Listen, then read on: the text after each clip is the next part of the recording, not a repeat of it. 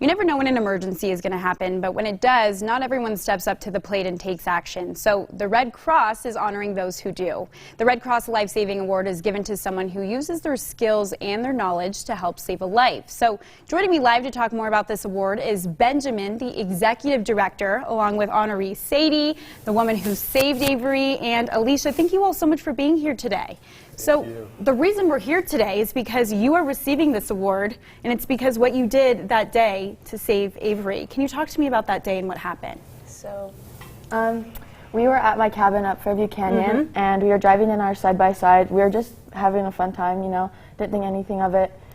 And we hit a bump that threw off our wheel, which then we flipped. We hit my side, and then kind of flipped over and then landed on Sadie's side. But I got knocked out from the first thing, so I honestly can't remember anything. You don't? So you don't remember anything. What do you remember that day? Because it seems to all have happened so fast. Yeah.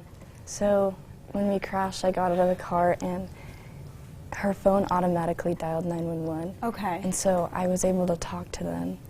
And then, so she was dangling from her seatbelt, like upside down. So I saw her face and she was foaming at the mouth and like seizing, and then she had so much blood like out of her mouth and nose, and so I didn't really know what to do because I couldn't get her out, so I punched a side mirror and I cut her out with a piece of glass. You just say it so casually, like it happens so fast. It's such a traumatic situation. You guys are friends. I mean, how did you think to even do something like that? And you thought in a split second to do that, which really ended up saving her life. How did you know what to do, think to do that?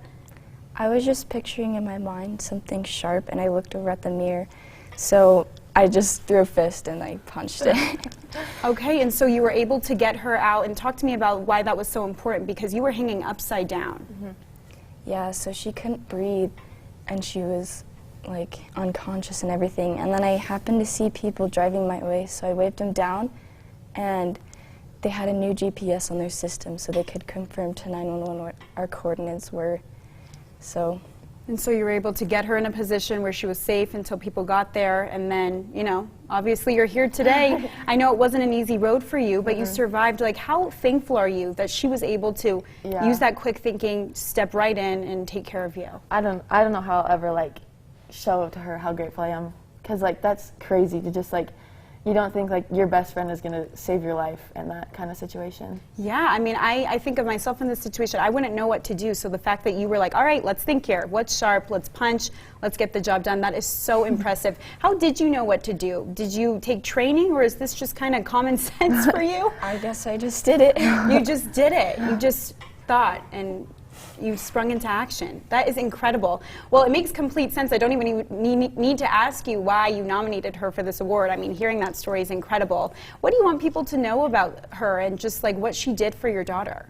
I'm just so grateful that she didn't give up. I know it was kind of a scary thing, and I think a lot of people would have frozen, and then too much time would have escaped, and she would have, they said if she hung there any longer, she would have passed away from suffocation from her lung collapsing. But I just want everyone to know how grateful I am for Sadie and just the whole situation, that there's hope. I'm glad you listened to that intuition.